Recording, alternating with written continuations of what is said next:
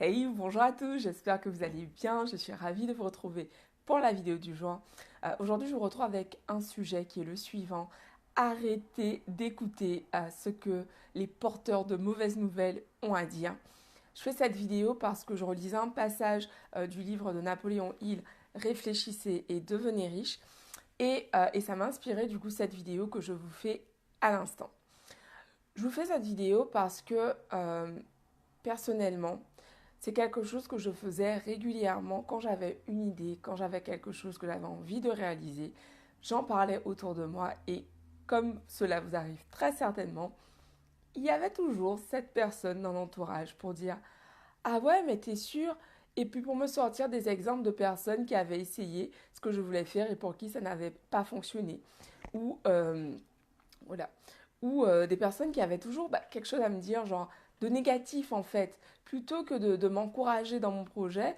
Toujours cette personne qui est là pour te dire, te citer toutes les raisons pour lesquelles tu ne vas pas réussir, sachant que quand on démarre, quand on a envie de se lancer dans quelque chose, on a déjà nos propres peurs, donc on n'a pas besoin de porter les peurs des autres. Alors, qu'est-ce qui m'a inspiré ça en fait? Là, tout au début du livre Réfléchissez et devenez riche de Napoléon Hill, dont j'ai fait la revue d'ailleurs sur la chaîne. Donc, je vous mettrai le lien en commentaire afin que vous puissiez écouter la revue et voir pourquoi vous devez absolument lire ce livre si ce n'est pas déjà fait. Comme je vous l'avais partagé dans cette vidéo, c'est vraiment pour moi un des essentiels à lire en développement personnel. Et c'est un livre que je relis régulièrement. Donc, je le relis ou je l'écoute. Donc, c'est pour ça que là, je suis en plein passage, quoi. Et je l'ouvre au hasard, en fait, à vrai dire, et je lis les passages qui pop à ce moment. Dans le passage, en fait, du jour, il parle, en fait, de la naissance d'un de ses fils qui est né en fait sans oreille. Donc il est né sans oreille, du coup les médecins ont décidé qu'il n'entendait pas et qu'il n'entendrait jamais.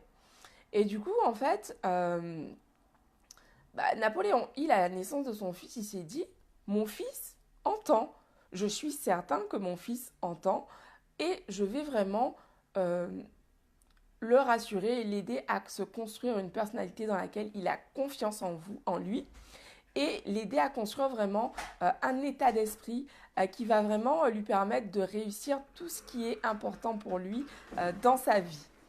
Donc, euh, donc du coup, depuis petit, Napoléon Hill, il a instillé ça dans le cerveau de son fils.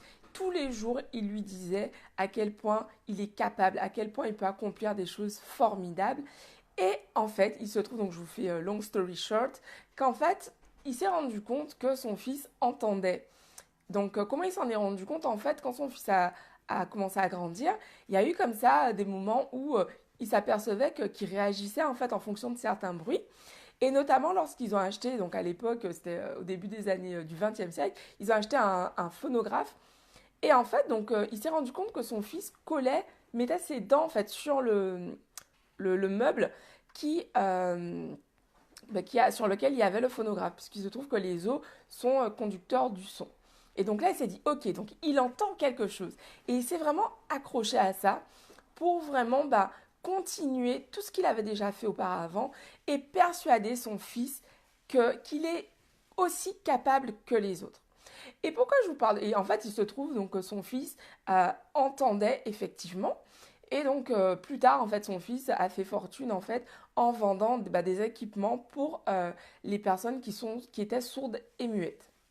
Donc voilà, cette histoire vraiment pour vous montrer à quel point il est indispensable, à quel point il est essentiel de s'accrocher à sa vision et surtout de ne pas en faire part à des personnes qui sont susceptibles d'être négatives. Et lui, c'est ça qu'il dit. Il dit que dès le départ, dès qu'on lui a dit que son fils était sourd, il a rejeté cette idée et il s'est mis dans la tête que son fils entendait, mais il n'en a pas du tout parlé au médecin parce qu'il savait très bien que s'il disait au médecin qu'il sait que son fils peut entendre, qu'on allait le décourager en fait. Donc voilà, donc c'est mon point avec cette vidéo du jour.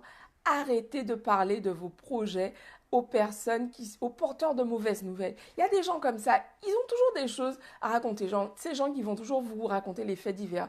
Ah oui, un tel qui est mort, ah un tel qui a tel truc. Ok, mais en fait, entourez-vous de personnes qui vont vraiment élever votre vibration, de personnes qui croient en vous, de personnes qui aussi sont porteuses de projets, de personnes qui ont également envie de réaliser des choses, des personnes qui sont portées par leur désir brûlant, comme dit Napoléon Hill. C'est important vraiment de s'entourer de ce genre de personnes parce que votre environnement a un rôle prépondérant sur ce que vous allez réussir à faire dans votre vie, sur ce que vous allez réussir ce que vous allez réaliser tout simplement.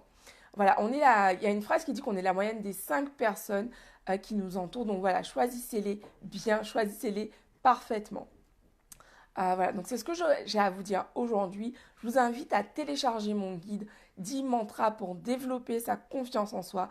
La confiance en soi, c'est un muscle, ça se développe. Et si aujourd'hui vous n'avez pas encore suffisamment confiance en vous, je vous assure, puisque j'en ai fait l'expérience de moi-même, que cela se développe. C'est possible pour vous d'acquérir une confiance en vous forte.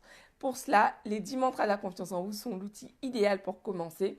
Donc, je vous invite à télécharger en cliquant au-dessus sur Facebook et juste en dessous sur YouTube. Je vous embrasse et je vous dis rendez-vous demain pour une nouvelle vidéo. Bisous à tous, ciao!